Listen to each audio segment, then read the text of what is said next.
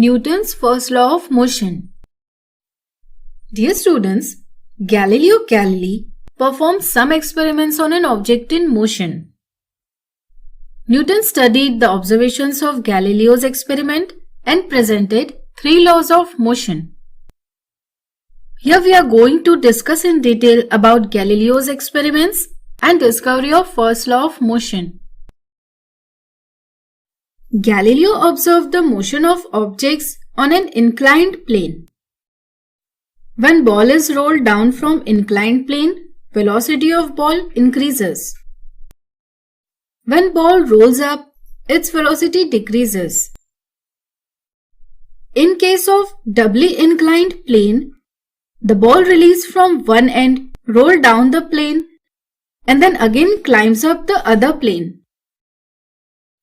If angle of inclination of both plane is equal, then distance travelled by ball in second plane will be same as distance travelled in first plane. Also, height travelled on both planes is same. Now consider another case where angle of inclination of second plane decreases. In this case, ball travels larger distance to reach original height. With further decrease in angle of inclination, there is an increase in distance. So, a situation comes where angle of inclination becomes 0. The ball will continue to travel in same straight path trying to reach same height. Practically, this situation proves false because the frictional force of surface opposes motion of ball and allows it to stop after a while. Friction can be reduced up to an extent if surface is smooth or surface is covered with smooth substances like oil. By studying Galileo's idea, Newton presented three laws of motion. The first law of motion states that body maintains its state of rest or uniform motion along straight line until and unless an unbalanced force acts on it. This property of an object to keep itself in state of rest or in uniform motion is called as inertia. Hence, first law of motion is also known as law of inertia. Let's have a look on an activity based on Newton's first law of motion.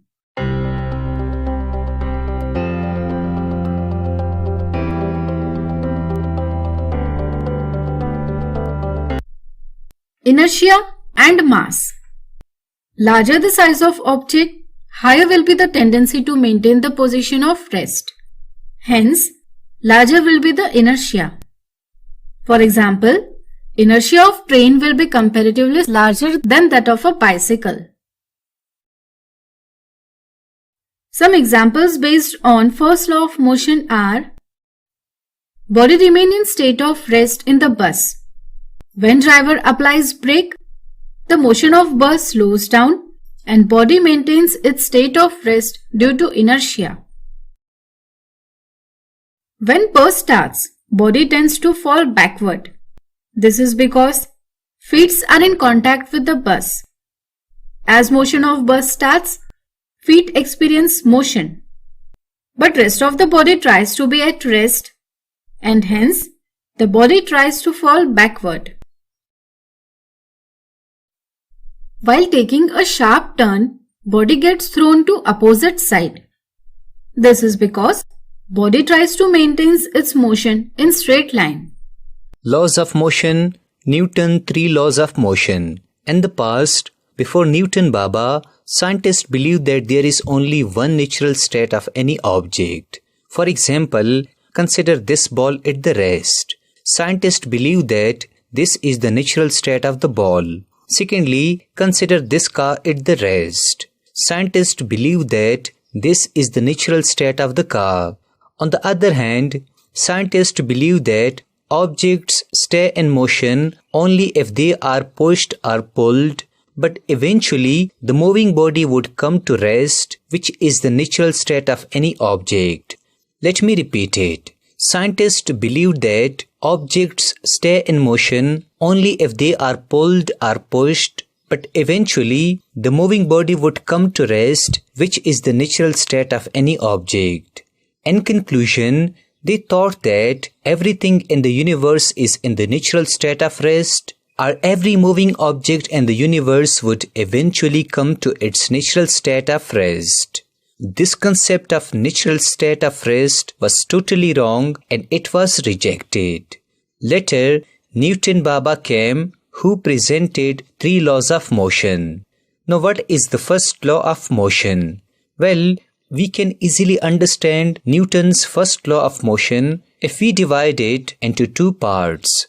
Firstly, Newton Baba states that every object has 2 natural states. Either it will remain in a state of rest or it will remain in a state of uniform motion.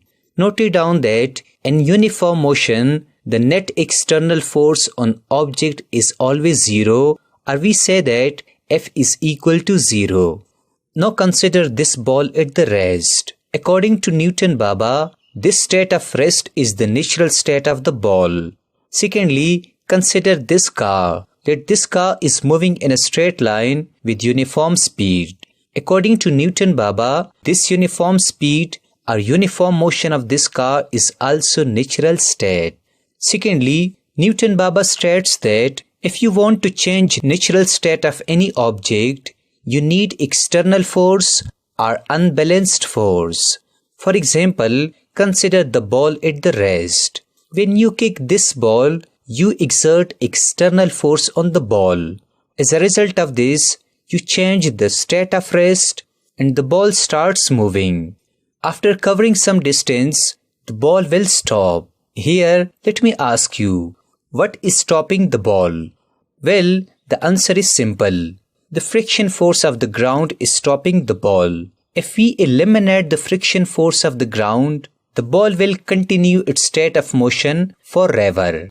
Secondly, consider this moving car. When you suddenly apply brakes, you exert force on the car and you change the state of uniform motion of the car. As a result of this, the car stops. Therefore, Newton Baba states that a body in rest or uniform motion will remain in its natural state unless acted upon by external force. Remember that if a body is in natural state, the net force on the body is always equal to 0. Some very talented people and very famous book write F is equal to 0. Personally, I do not like this. I always write net force is equal to 0. Secondly, we can also say that if net force on a body is 0, a body will remain in its natural state of rest or uniform motion. Thus note down these important points about Newton's first law. Now let me teach you the application of Newton's first law in everyday life. Consider some books present on the table. We know that these books are experiencing the downward force of the gravity. Let this is 10 Newton force. At the same time, the table is exerting upward force on the books. Let this is also 10 Newton force. Now let me ask you, what about the net force on the books? Well, the net force on the books is 0, so we say that these books are at rest, which is the natural state of the books. Secondly, consider the jumping of a paratrooper. We know that this person is experiencing the downward force of the earth, that the downward force on this person is 500 Newton. Also we know that at the same time, the air resistance is pulling this person in upward direction. Let this upward force is also 500 Newton. Now let me ask you, what about the net force? Well, the net force is 0 Newton. But we know that this person is still in uniform motion, or it is moving with uniform speed towards the earth. Here, a lot of students are confused. They think that if the net force is 0, then why the paratrooper is moving with uniform speed towards the earth? Well, the answer is simple. It is due to inertia. If you want to understand inertia, I always connect it with the mother. We know that every mother cares about her children and she wants to keep their children in good health. Similarly, inertia always wants to keep any body in its state of rest or in its state of uniform motion.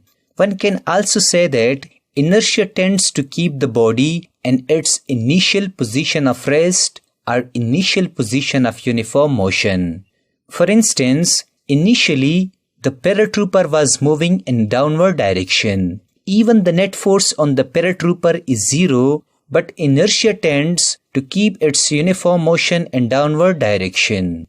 Remember that if a body is at rest, the net force is always zero. Secondly, if an object is in uniform motion, the net force is again zero. So in Newton's first law of motion, we learn that there are two states of any object. The first one is state of rest and the second one is state of uniform motion. Now here, Newton Baba thought that what would happen if the net force on an object is not zero. To answer this question, Newton Baba presented his second law of motion. We know that if the ball is in the rest, it is its natural state, and the net force on the ball will always be equal to zero. Secondly, if the car is in uniform motion, it is also its natural state, and the net force on the car will also be equal to zero. Now Newton Baba states that if we exert force on this stationary ball, force will change its velocity.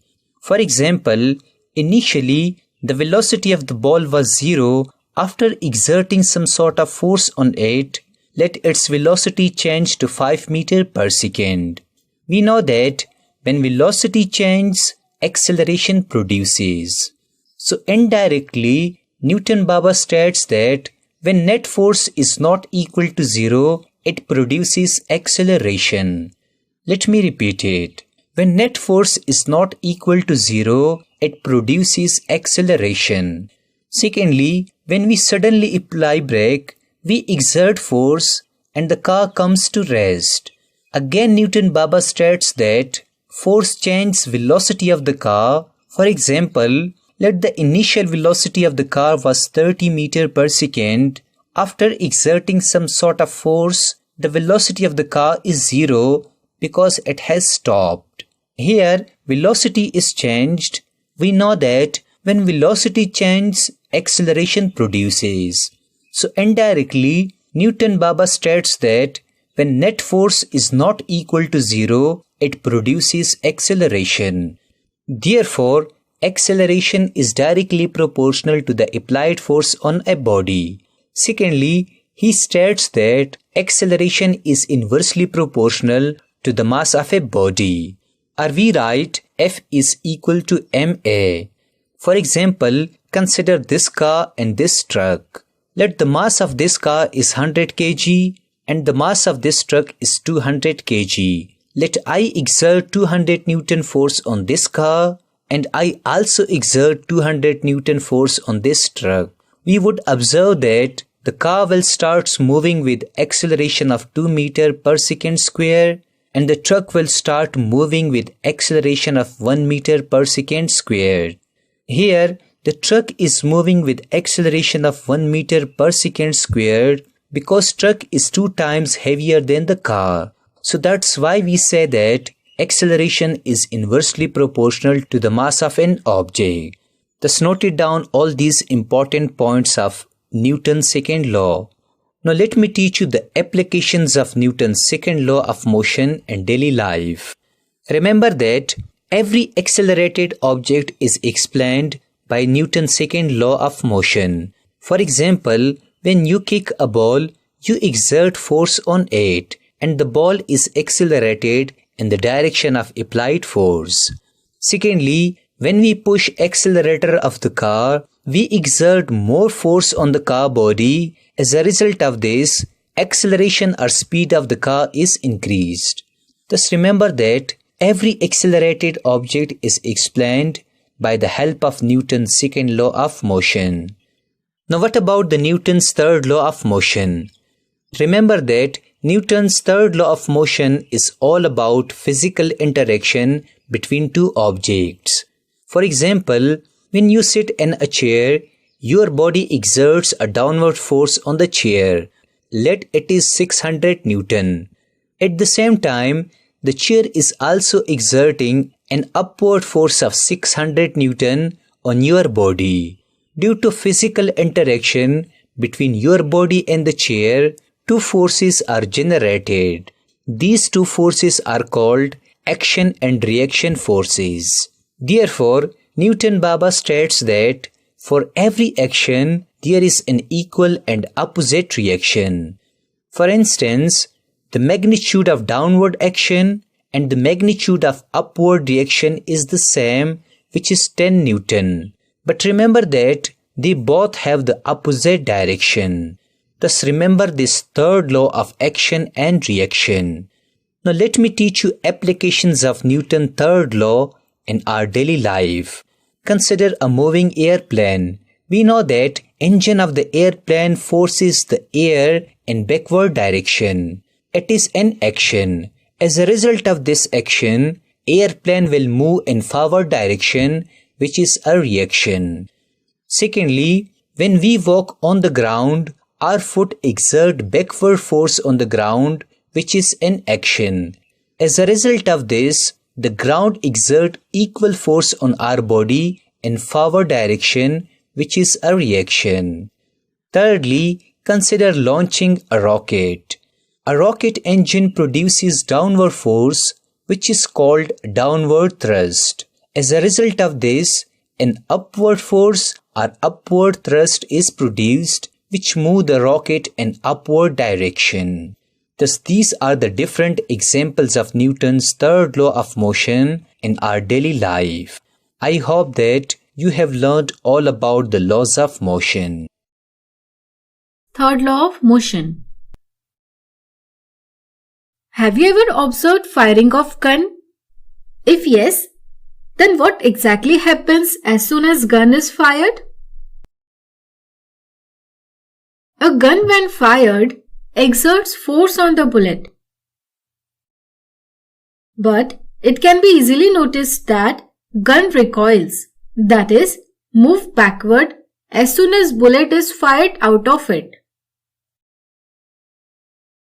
A general principle which justifies this observation is given in Newton's third law. It states that for every action, there is equal and opposite reaction. Action and reaction are two forces which are equal in magnitude and are opposite in direction. Gun has larger mass than that of bullet. Therefore, acceleration produced by gun is more as compared to bullet. Therefore, it is important to know that even though the forces are equal in magnitude, it is not necessary that acceleration produced would be of same magnitude. Have a look on activity based on third law of motion.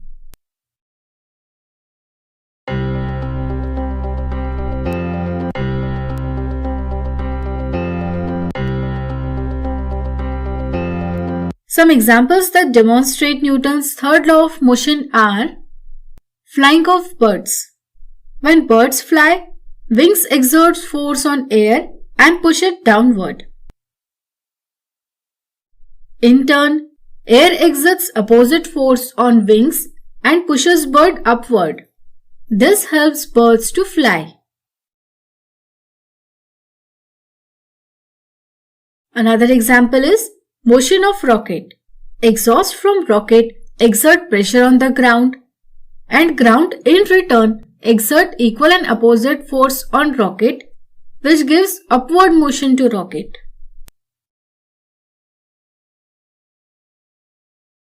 Hitting the wall. When you hit the surface of the wall, you exert a force on wall. Wall exerts return force to your hand and it experiences pain. Well, don't try this because it can cause severe injury to your hand. Now we will learn conservation of momentum. Say two objects, object A and B, are traveling in straight line in same direction with initial velocity u and final velocity v. For object A, velocities are ua and va, and for object B, velocities are ub and vb. When both the objects collide with each other such that ua is greater than ub, then final velocities for A and B are va and vb respectively. We know that momentum is P equals to mv. Therefore, momentum for both objects before and after collision are Pa equal to maua and Pb equal to mbub, Pa equals to mava and Pb equals to mbvb respectively. By Newton's third law, Fab equals to minus Fba. Therefore, rate of change of momentum can be given as m into bracket Va minus Ua upon Ta equal to m into bracket Vb minus Ub upon Tb. Therefore, we get maua plus mbub equal to mava plus mbvb. This equation shows that sum of momentum before collision and after collision remains same. This is conservation of momentum. The law states that sum of momentum of two objects before collision is equal to sum of momentum of objects after collision when in absence of external unbalanced force. The applications of Newton's first law of motion, you must learn that what is Newton's first law of motion. Newton's first law of motion states two very important points. Firstly, Newton's law states that if the net external force on the body is zero or balanced, secondly, he states then this body will remain at rest or in uniform motion. Remember that when the net external force is zero, then acceleration will not produce an object. Now let me teach you a very simple application of Newton's first law of motion. Let's consider that there are few books on the table. Now these books experience downward force of the gravity or downward force of the earth.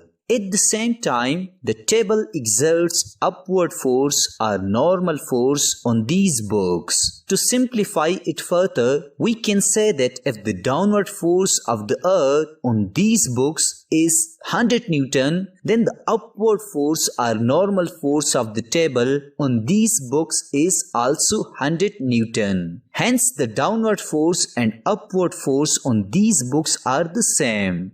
The net external force on these books is zero. Thus, these books remains at rest according to Newton's first law of motion. Remember that I usually call and teach to my students that Newton's first law of motion is also known as a law of balanced forces. Now the second application of Newton's first law of motion is the jumping or free fall of paratrooper. When paratrooper jump off, initially the downward force of gravity on the paratrooper is very high. Hence this downward force produces acceleration in this paratrooper. As a result, the paratrooper accelerates towards the earth center. But at the same time, this paratrooper experiences an upward force of air resistance or air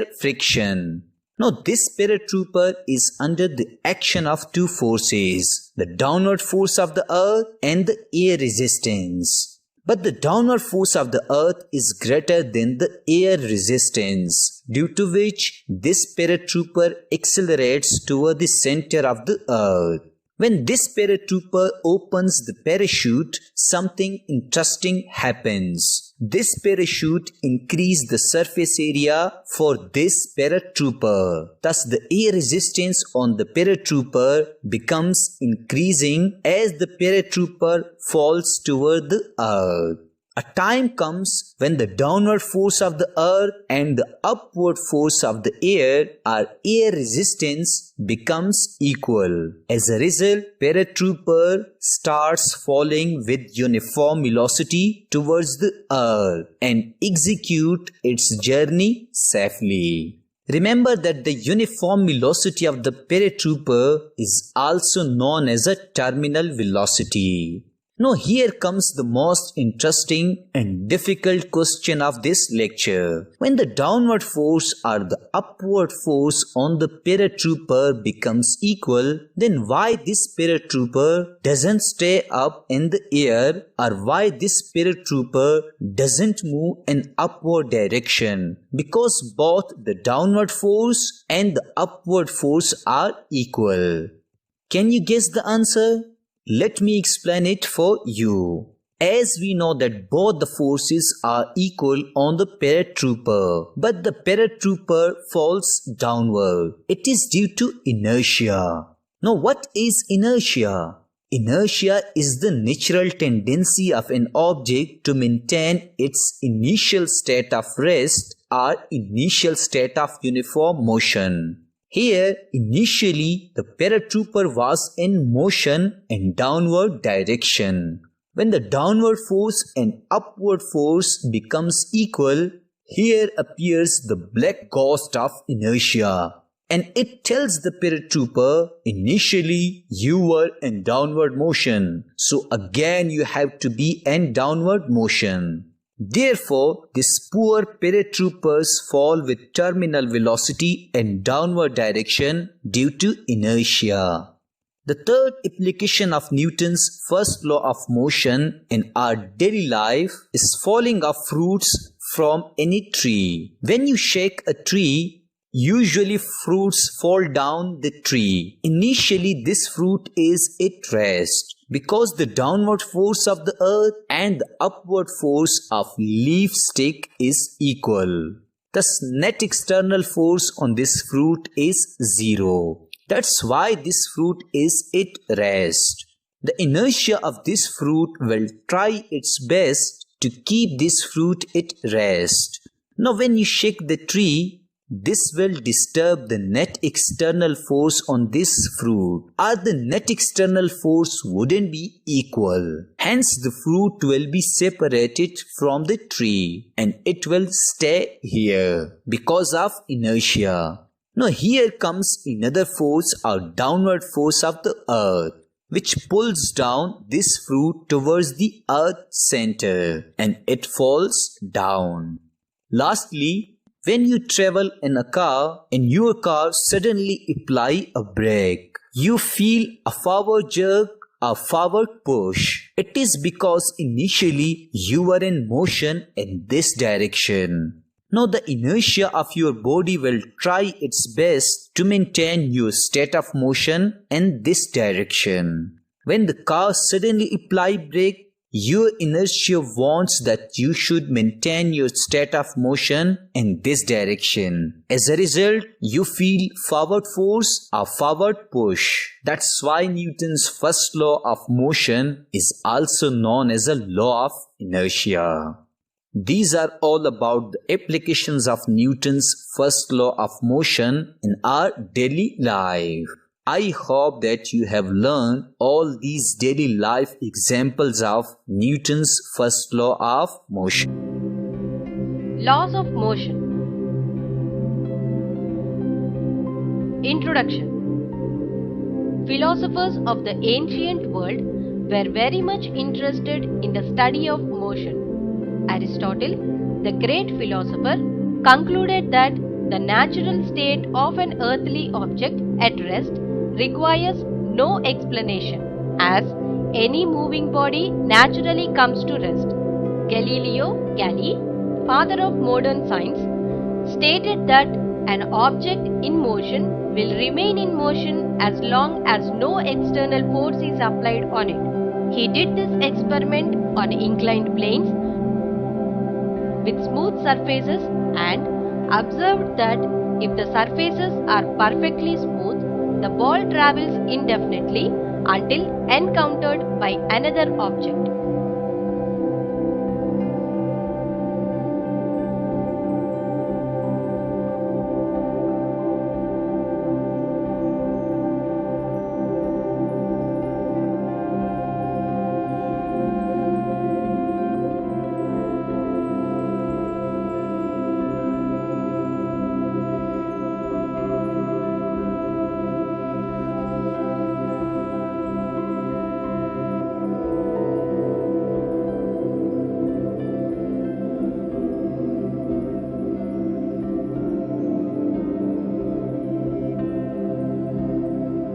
From this experiment, we can say that an object will remain in uniform motion unless a net force acts on it. Based on ideas primarily developed by Aristotle and Galileo, Newton proposed his three fundamental laws of motion, which explains the connection between force and a change in motion.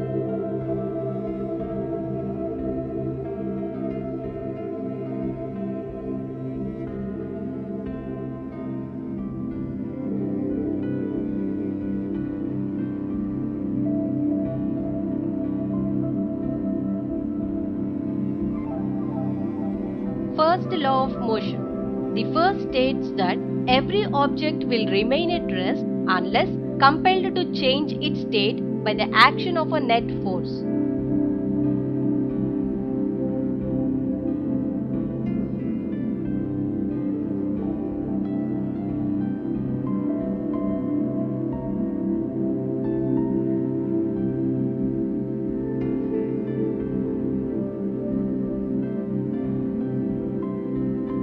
Example, make a circular strip from a thick paper.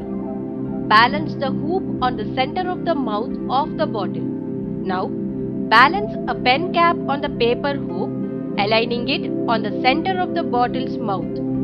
Pull the paper hoop with finger as fast as you can. The cap falls into the bottle.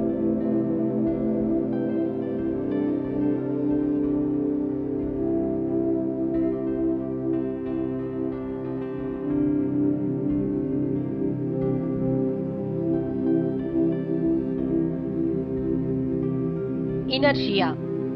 Inertia is the inability to change the state of motion or rest.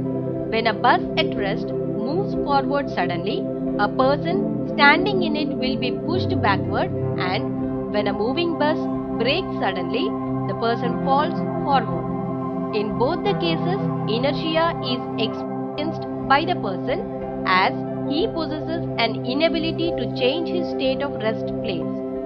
Mass is the measure of inertia. Also, Newton's first law of motion is known as law of inertia too.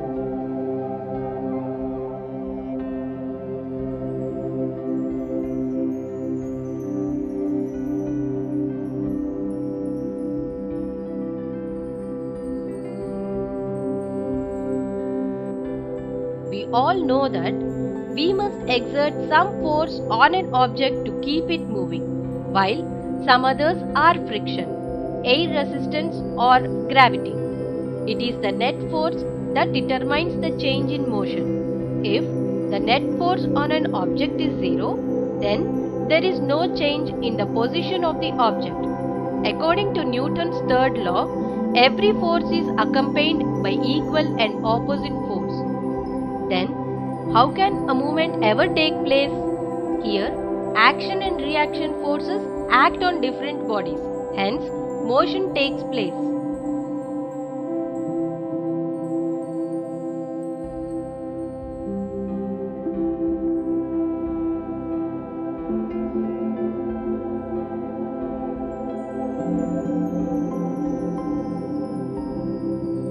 Second law of motion. The acceleration of a body is directly proportional to and in the same direction as the net force acting on the body, and inversely proportional to its mass. Thus, F is equal to ma, where F is the net force acting on the object, m is the mass of the object, a is the acceleration of the object.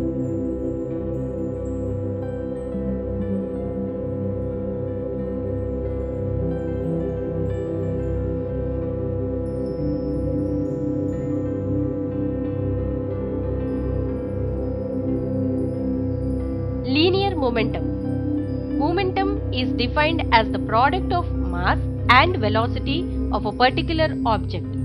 P is equal to m into v. Hence, a large truck has more momentum than a car. Momentum is a vector quantity as velocity. So, the direction of momentum is same as that of velocity. Scientific unit is kg m by s or ns.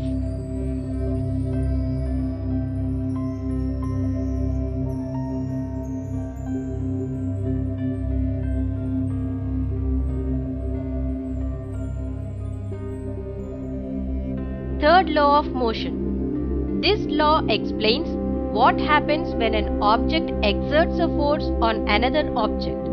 If two objects interact, the force FAB exerted by the object A on the object B is equal in magnitude and opposite in direction to the force FBA exerted by object B on object A.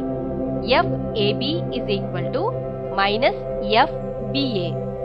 The negative sign indicates that the reaction force is acting in a direction opposite to that of action force.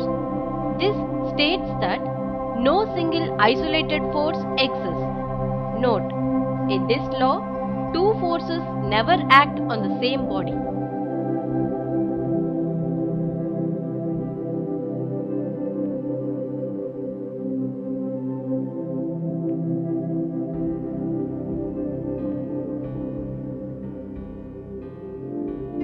Applications of third law. This law has a lot of applications in our day-to-day life. Flying of birds by the momentum of wings pushes the air downwards to keep the bird in air. When a fish swims, it pushes the water backward to move forward. A rocket accelerated by expelling gas at high velocity. Air escaping from a balloon throws the balloon at random directions. All these instances form action and reaction pairs.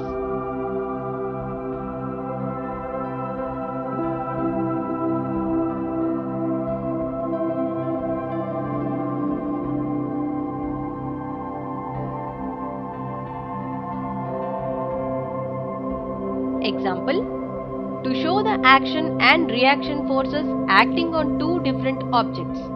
Procedure: take a test tube and put small amount of water in it. Place a cork cap at its mouth to close it. Now, suspend the test tube horizontally with the help of two strings. Heat the test tube with a Bunsen burner until water vaporizes and cork cap blows out. Observe the momentum of test tube when cork cap blows out. Observe the difference in the velocity of cork cap and that of recoiling test tube.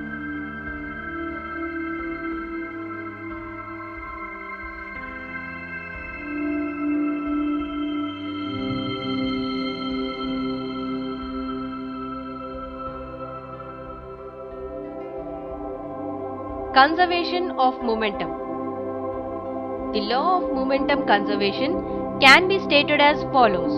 For a collision occurring between object 1 and object 2 in an isolated system, the total momentum of the two objects before the collision is equal to the total momentum of the two objects after the collision.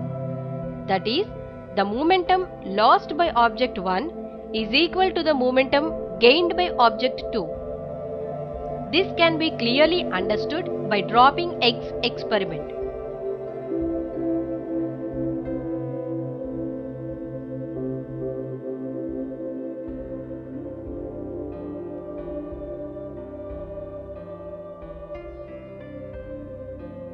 dropping eggs experiment. Take 2 eggs, drop one onto the floor and the other into a pillow. The egg dropped on the floor breaks immediately, but the one dropped into a pillow doesn't. This is because momentum is conserved by the pillow. Hence, change in its shape is caused.